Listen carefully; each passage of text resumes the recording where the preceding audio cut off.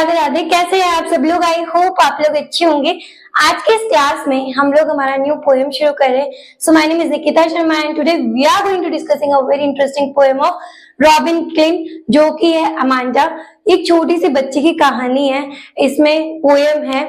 इस पोएम के अंदर क्या है, एक छोटी सी स्टोरी है। इट मीन्स की एक पार्ट है उस पोएम का जिसमें बताया गया है कि वो जो बच्ची है उसको उसकी मम्मा हर एक चीज के लिए रोका टोकी करती है एंड वो रोका टोकी एक तरफ से सही भी होती है और एक तरफ से उसके लिए बर्डन हो जाता है कि किस तरीके से मैं हैंडल करूं, किस तरीके से मेरे को बार बार लोग टोकते रहती है, मेरी मम्मा ये कर ले वो कर ले, क्यों बार बार मुझे बोलती रहती है।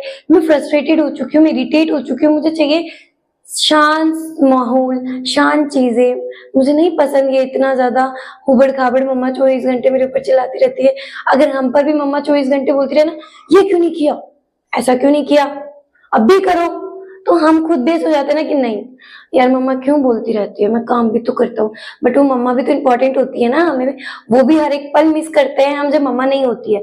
तो as a positive way, as a negative way हमें इस पोएम को पढ़ना है। सो फर्स्टली इस पोएम में एक मदर एक डॉटर के रिलेशनशिप को बताया है कि कैसे मदर अपने बच्चे को प्रोटेक्ट करती है, समझाती है, कैसे बताती है कि यहाँ तुम गलत हो, यहाँ तुम सही हो। जो चीजें हमें कोई नहीं बताता बट हमारी मम्मा जो होती है वो हमें बताती है, नहीं बेटा ये गलत है, इसको इस तरीके से नहीं ऐसे करो, इसको ऐसे करो, ये इस तरीके से अच्छे से हो जाएगा। तो ये चीजें होती है जो हमें रिकमेंड करते हैं हमारे परिवार वाले, हमें बताते हैं, हमारी मम्मा बताती है नहीं बेटा ऐसे नहीं, ऐसे करो, don't do this, do this, do that. तो जिस तरीके से हमें हमारे फैमिली में मम्मा पापा जो भी हमें जो बताते हैं वो ही एक चीज होती है जो हमारे लिए मेन इंपॉर्टेंट होती है। या अमांडा को उस टाइम पे उस इंपॉर्टेंस की फील नहीं होती क्योंकि उस टाइम पे मम्मा उसकी बार बार उसको बोले जा रही है, तो कहीं ना कहीं अपने थॉट्स बनाना शुरू कर देती है। वो क्या क्या थॉट्स बनाती है और क्या क्या उसकी मम्मा उसे बोलती है वो हम लोग इस पोएम में पढ़ेंगे। नेचुरली इसको हम लोग हमारे लाइफ से भी कनेक्ट कर सकते हैं क्योंकि हमारी लाइफ में भी ये चीजें होती है। सो फर्स्टली पोएम के बारे में देख ले।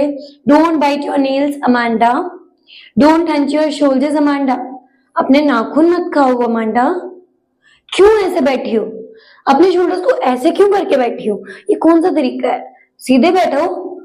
स्टॉप दैट स्लाउचिंग, हम लोग ऐसे करके बैठते हैं तो उसके लिए बोल रही है कि ऐसे ना बैठो, एकदम सीधे बैठो, एकदम आपके बैक जो है बैक शुड बी स्ट्रेट, आपकी जो बैक है वो एकदम स्ट्रेट होनी चाहिए अमांडा। फिर वो बोलती है अमांडा देयर इज लैंगिड एमरिड सी। उतने में अमांडा अपने ख्याल में खो जाती है कि एक लैंगिड, एक ऐसी शांत जगह, एक ऐसी लेजी जगह आप बोल सकते हो जहां सुस्त हो, सब कुछ सुस्त सुस्त सा हो। एमराल्ड मतलब एक पन्ना होता है, पन्ना मींस एक डायमंड बोल दो आप, एक स्टोन बोल दो, हरे कलर का होता है वो, तो ऐसा एमराल्ड सी हो, ठीक है। और उस सी में where the sole inhabitant is me, और उस सोल के अंदर जो रहने वाला होगा वो कौन होगा, मैं खुद होंगी वहां पे रहने वाली। अ मरमेड ड्रिफ्टिंग ब्लीसफुली, जो कि कौन, मरमेड बन जाऊं मैं उस पानी के अंदर अच्छे से तैरूं, मैं उसके अंदर ड्रिफ्टिंग करूं ब्लीसफुली, शांति से, वहां कोई मुझे कुछ नहीं कहेगा। और वो मरमेड जो अकेली पन्ना वो सुस्त सी जगह पे एक अच्छे से अपनी लाइफ व्यतीत करती है, स्पेंड करती है, ऐसा वो थॉट बनाती है। आगे फिर से उसकी मम्मा उसे बोलती है अमांडा ऐसे नहीं करो। अब आगे उसको कंटिन्यू करते हैं। अब देखो नेक्स्ट आंसर्स में, did you finish your homework Amanda, did you tidy room Amanda. तुमने अपना काम पूरा किया, अपना होमवर्क पूरा किया, और क्या तुमने आज अपना कमरा साफ किया, मैंने तुमसे कहा था कमरा साफ करना, क्या तुमने अपना गंदा सा कमरा साफ किया। I thought I told you to clean your shoes, और मैंने तो तुमसे कहा था कि अपने गंदे शूज को भी साफ कर लेना, क्या तुमने उस गंदे शूज को साफ किया अमांडा। फिर अमांडा अपने ख्यालों में खो जाती है सुनने के बाद। I am N orphan roaming the street, orphan का मतलब होता है अनाथ, जिनके मम्मा पापा नहीं हो, तो वो सोचती है कि ऐसी लड़की हो जाऊं मैं अनाथ जो कि पागलों की तरह या फिर स्ट्रीट की तरफ घूमती रहे। I pattern soft dust with my hurt bare foot, वो सॉफ्ट सी डस्ट और वो पैरों के बने हुए जो मार्क्स बन जाते हैं ना, फुटप्रिंट्स, वो बने हुए बेयर फुट में चल रही हूँ। द साइलेंस इज गोल्डन, और वो शांति मेरे लिए क्या होगी, गोल्डन होगी। And the freedom is sweet, और जो फ्रीडम, जब मुझे कोई रोका टोकी नहीं करेगा, कुछ भी नहीं कहेगा, वो फ्रीडम मेरे लिए कैसी होगी, बहुत ही अच्छी, मुझे अच्छा लगेगा। अभी तो मम्मा 24 घंटे मेरे ऊपर चिल्लाती रहती है, मुझे कहती रहती है ऐसे करो ऐसे करो ऐसे करो, बट उस टाइम पे क्या होगा, कोई मुझसे कुछ कहेगा ही नहीं, और वो शांति मुझे फील होगी जब मैं ऐसे रहूंगी। Don't eat that chocolates Amanda, वो चॉकलेट्स मत खाओ Amanda. Remember your acne Amanda, तुम्हारे मुहासे याद करो, तुम्हारे जो फुंसियां हो रही है, जो एक्नेज हो रहे हैं आपके चेहरे पर, उन्हें याद करो, वो चॉकलेट्स क्यों खा रही हो। Will you please look at me when I am speaking to you, जब मैं तुमसे बात कर रही हूँ तो तुम मेरी तरफ देख नहीं सकती हो। जब भी मैं तुमसे बात करूं, मेरी तरफ देखो मांडा, देखो मेरी तरफ, मैं तुमसे क्या कह रही हूँ, एटलीस्ट तुम्हें पता तो चले मैं क्या बोलना चाहती हूँ। ऐसा करके वो मम्मा और बेटी के बीच में कन्वर्सेशन चलती रहती है, और बेटी हर एक में ख्यालों में खोती रहती है कि मैं ये बन जाऊं, मैं ये बन जाऊं, ये बन जाऊं। अभी आगे कंटिन्यू कर लेते हैं। देखो, I am Rapunzel, I have not a care. Life in a tower is tranquil and rare. I'll certainly never let down my bright hair. और यहाँ वो अब क्या बोलती है कि मैं रेपेंजल बन जाऊं। और सबने रेपेंजल की कहानी तो सुनी है। रेपेंजल कौन थी, एक बहुत बड़े टावर में रहती थी, और किसके साथ रहती थी, चुड़ैल के साथ में।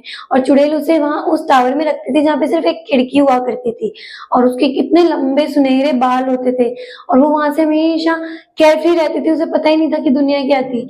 लेकिन जब वो पता चलता है, वो वहां से निकल जाती है राजा के साथ में, किंग के साथ में, अपने बालों की हेल्प से, तो वो वही कहती है कि मैं भी उसकी तरह डिफरेंट, रेयर ऐसी जगह पे रहूं, लेकिन मैं कभी भी अपने बालों को ऐसे डाउन नहीं करूंगी। जैसे रेपेंजल ने अपने बालों को नीचे करके किंग को ऊपर, प्रिंस को ऊपर बुला लिया था, मैं वैसा कुछ नहीं करूंगी। मैं तो बस शांति से रहूंगी, मैं कोई प्रॉब्लम्स क्रिएट नहीं करूंगी वहां पे। वो ये सोच रही होती है, इतने में वापस उसकी मम्मा बोलती है, stop that sulking at once Amanda, you are always so moody. ये कहाँ खोई रहती हो, प्लीज बंद करो, तुम इतनी मूडी क्यों हो, नाराज नाराज सी क्यों रहती हो, नॉर्मली नहीं रह सकती हो क्या। Anyone would think that I nagged at you, और लोग क्या सोचेंगे जो सुनेंगे कि मैं तुम्हें परेशान करती हूँ। नेग मीन्स परेशान करना, मैं तुम्हें परेशान करती हूँ क्या मांडा, मैं तुम्हें परेशान करती हूँ। मतलब मम्मा ने पूरी बात करी, देन आखिरी में वो ये भी कह रही है क्या मैं तुम्हें परेशान करती हूँ। इट मीन्स कि उन्होंने पहले बोला, देन उसके अंदर उस चीज को क्लियर आउट, फिगर आउट कर दिया कि नहीं, मैंने तो ऐसा कुछ कहा ही नहीं, मैं तो नॉर्मली बोल रही हूँ। तो यहाँ यही है कि वो किस तरीके से बेटी को गाइड करती है, और बेटी उन चीजों से फ्रस्ट्रेट हो जाती है। कोई हमारे पीछे बार बार पड़ता रहता है कि ऐसे करो ऐसे करो ऐसे करो, तो हम लोग उस चीज से फ्रस्ट्रेट हो जाते हैं, इरिटेट हो जाते हैं कि नहीं, मैं अपने काम खुद करूंगी, अपने हिसाब से करूंगी। तो वही चीज अमांडा के साथ हो रही है। वो सिर्फ ये सोच रही है कि मैं जो चीज करूँ वो अपने हिसाब से करूँ, इस तरीके से ना करूँ जैसे उसकी मम्मा बार बार हर चीज के लिए टोक रही है। अगर आप कोई काम कर रहे हो और आपको बार बार कोई ना कोई टोकता रहे, तो you will be also frustrated at that time, आप भी फ्रस्ट्रेट हो जाओगे। इसलिए बस अमांडा वो अजम्पशंस बना रही है, वो व्यू पॉइंट दे रही है कि मैं ऐसे बन जाऊं ऐसे बन जाऊं। यहाँ पोएम फिनिश हो जाती है। आई होप आपको पोएम पसंद आई हो। अगर अच्छी लगे तो please subscribe my channel and press the bell icon, ताकि मेरी वीडियोस की लेटेस्ट नोटिफिकेशंस आपको मिलती रहे। Thank you so much, have a good day, stay soon, stay happy.